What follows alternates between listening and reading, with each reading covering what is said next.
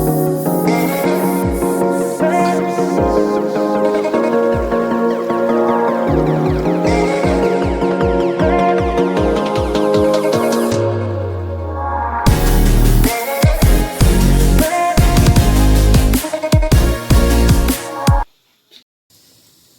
Friends, അപ്പോൾ എല്ലാവർക്കും JJ വ്ളോഗ്സിൻ്റെ പുതിയൊരു എപ്പിസോഡിലേക്ക് സ്വാഗതം.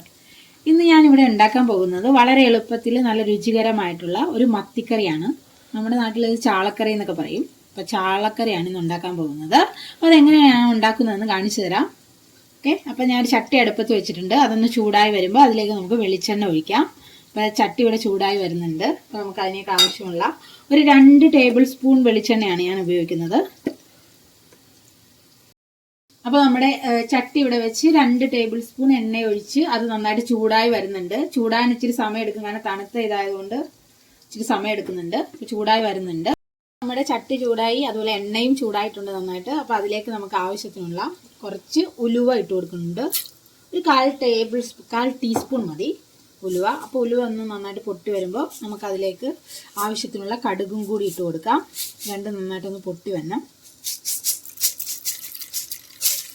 അതും ഒരു 1/4 ടീസ്പൂൺ ഇട്ടാൽ മതി. രണ്ടും നന്നായിട്ടൊന്ന് പൊട്ടി വരട്ടെ.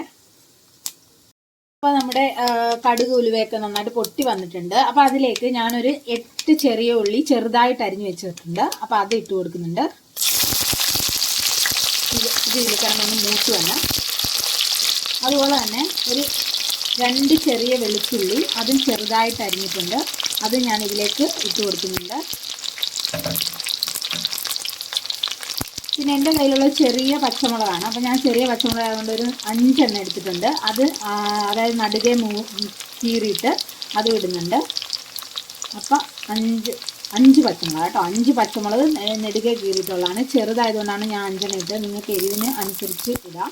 അപ്പോൾ അത് ഇട്ടിട്ടുണ്ട്.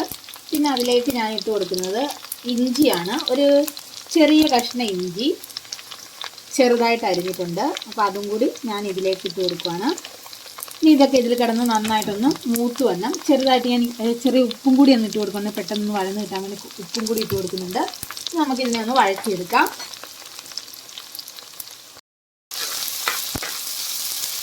അപ്പോൾ നമ്മുടെ വെളുത്തുള്ളിയും അതുപോലെ തന്നെ ചെറിയ ഉള്ളി, പച്ചമുളക്, ഇഞ്ചി, കുറച്ച് ഉപ്പ് ഇതെല്ലാം കൂടി ഇതിനകത്ത് കിടന്ന് നന്നായിട്ടൊന്ന് നന്നായിട്ടൊന്ന് വഴന്ന് കിട്ടണം. ഒരു നല്ല മണമൊക്കെ വരും. ഒന്ന് പച്ച മണമൊക്കെ മാറി നന്നായിട്ടൊന്ന് വഴന്ന് വരണം. ഒരുപാട് ഗോൾഡൻ ബ്രൗൺ ഒന്നും ആവണ്ട കേട്ടോ. അതിന് മുമ്പ് നമുക്ക് ഇത് വഴന്നതായിട്ട് നമുക്ക് വിചാരിക്കാം. ഇത്ര മതി, അതിൻ്റെ ആവശ്യമില്ല. ഇതിന് നന്നായിട്ടൊന്ന് വഴന്ന് വന്നിട്ടുണ്ട്. അപ്പോൾ നമ്മുടെ ഇഞ്ചി, പച്ചമുളക്, ഉള്ളി എല്ലാം ഒന്ന് നന്നായിട്ട് വഴന്ന് വന്നിട്ടുണ്ട്. അതിലേക്ക് ഞാൻ ഒരു ചെറിയ വറ്റൽമുളകും കൂടി ഇട്ട് കൊടുക്കുന്നുണ്ട്. വറ്റൽമുളക് അതൊരു 2-3 കഷ്ണമായിട്ട് കീറിയിട്ടിട്ടുണ്ട്. അതുപോലെ കുറച്ച് കറിവേപ്പിലയും കൂടി ഇടുന്നുണ്ട്. എന്നിട്ട് നന്നായിട്ടൊന്ന് ഇളക്കുക.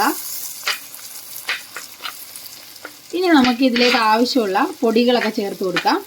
അപ്പോൾ ഞാനിവിടെ ഉപയോഗിക്കുന്നത് ഒരു 1/2 ടേബിൾ സ്പൂൺ സാദാ മുളക് പൊടിയാണ്. 1/2 ടേബിൾ സ്പൂൺ സാദാ മുളക് പൊടി. അതുപോലെ ഒരു 1.5 ടേബിൾ സ്പൂൺ കാശ്മീരി ചില്ലി പൗഡറാണ്. 1.5 table spoon Kashmiri chilli powder ഇട്ടിട്ടുണ്ട്. അതുപോലെ 1/4 ടീസ്പൂൺ മഞ്ഞൾപ്പൊടി ഇട്ട് കൊടുക്കുന്നുണ്ട്. പിന്നെ ഞാൻ ഇടുന്നത് ഒരു 1/2 ടേബിൾ സ്പൂൺ മല്ലിപ്പൊടിയും കൂടി ഇട്ട് കൊടുക്കുന്നുണ്ട്.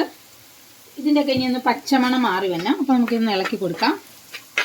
ഇതിൻ്റെ പച്ചമണം നന്നായിട്ടൊന്ന് മാറി വരണം. നല്ല കളറൊക്കെയാണ്. ഈ കാശ്മീരി ചില്ലി പൗഡർ ഇട്ട് കഴിഞ്ഞിട്ടുണ്ടെങ്കിൽ നമ്മുടെ കറിക്ക് നല്ല കുറുകി കിട്ടുകയും ചെയ്യും. അതുപോലെ നല്ല കളറും ആയിരിക്കും. അതുകൊണ്ടാണ് ഞാൻ അത് ചേർത്തത്. എരിവ് കൂടുതൽ ഇഷ്ടമുള്ളവരാണെങ്കിൽ നിങ്ങൾക്ക് സാദാ മുളക് പൊടി ചേർക്കാം. അപ്പം ഇതിൻ്റെ പച്ചമണമൊക്കെ ഒന്ന് മാറി വരണം.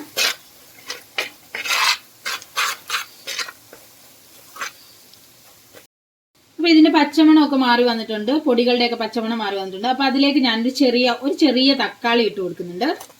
അത് ചെറുതായിട്ട് അരിഞ്ഞതാണ്. ഒരുപാട് ചെറുതാക്കണ്ട. അപ്പോൾ ചെറിയ തക്കാളി ഞാൻ അരിഞ്ഞിട്ട് ഇതിനകത്തേക്ക് ഇടുന്നുണ്ട്. അപ്പോൾ ഇതും കൂടി ഒന്ന് വഴന്ന് വരണം. ഒന്ന് ഇളക്കി കൊടുക്കുക. അപ്പോൾ ഇതൊന്ന് വഴന്ന് വന്നിനി. അപ്പോൾ ഇതൊക്കെ ഒന്ന് സെറ്റായി വന്നിട്ടുണ്ട്. നന്നായിട്ടൊന്ന് വഴന്ന് വന്നിട്ടുണ്ട്. ഇതിലേക്ക് നമുക്ക് കുറച്ച് ഒരു 1/2 ഗ്ലാസ് ചൂടുവെള്ളം ചേർത്ത് കൊടുക്കാം. ഞാൻ ഇതിലേക്ക് ഒരു 1/2 ഗ്ലാസ് ചൂടുവെള്ളമാണ് ഒഴിച്ചു കൊടുക്കുന്നത്. ഈ വഴന്നു വന്നതിലേക്ക് ഒഴിച്ചിട്ടുണ്ട്. ഇനി ഇതിലേക്ക് ഞാനൊരു 4 കഷ്ണം പുളി വെള്ളത്തിയിട്ട് വെച്ചിട്ടുണ്ട്, കുടംപുളി വെള്ളത്തിയിട്ട് വെച്ചിട്ടുണ്ട്. അപ്പോൾ അത് ഇതിനകത്തേക്ക് ചേർക്കുന്നുണ്ട്.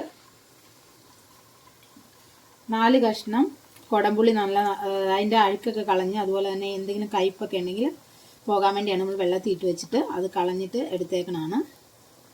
വൃത്തിയാക്കി വെച്ച കുടംപുളി ഇതിലേക്ക് ഇട്ട് കൊടുക്കുന്നുണ്ട്. ഇത് നന്നായിട്ടൊന്ന് ഇളക്കുക. ഇനി നന്നായിട്ടൊന്ന് തിളച്ച് വരണം.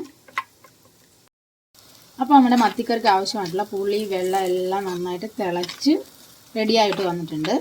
ഇതിലേക്ക് ഇപ്പം നമുക്ക് നമ്മുടെ ചാള ചേർക്കാം. അതായത് ഒരു 4 എണ്ണമാണ് ഞാനിവിടെ കഴുകി വൃത്തിയാക്കി വെച്ചിരിക്കുന്നത്. അപ്പോൾ അത് ഇതിലേക്ക് ചേർത്ത് കൊടുക്കുകയാണ്.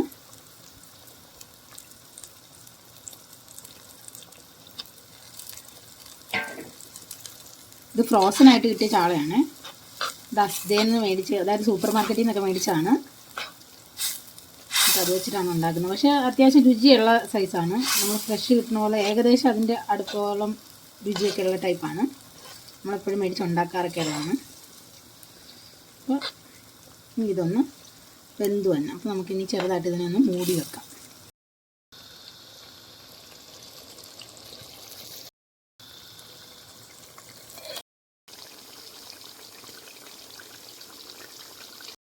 അപ്പോൾ നമ്മുടെ സ്വാദിഷ്ടമായ ചാളക്കറി അല്ലെങ്കിൽ മത്തിക്കറി ഇവിടെ റെഡി ആയിട്ടുണ്ട്.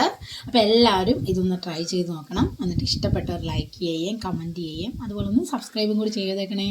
അപ്പോൾ ഇഷ്ടപ്പെട്ടിട്ടുണ്ടെങ്കിൽ നിങ്ങളുടെ അഭിപ്രായങ്ങളൊക്കെ അറിയിക്കുക. എന്തെങ്കിലുമൊക്കെ ഞാൻ ഇമ്പ്രൂവ് ചെയ്യാനുണ്ടെങ്കിൽ അതും പറയണം. അപ്പോൾ എല്ലാവരും ഒന്ന് ട്രൈ ചെയ്ത് നോക്കണം. വളരെ ഈസിയാണ്, സൂപ്പർ ടേസ്റ്റിയാണ്. Okay, thanks for watching.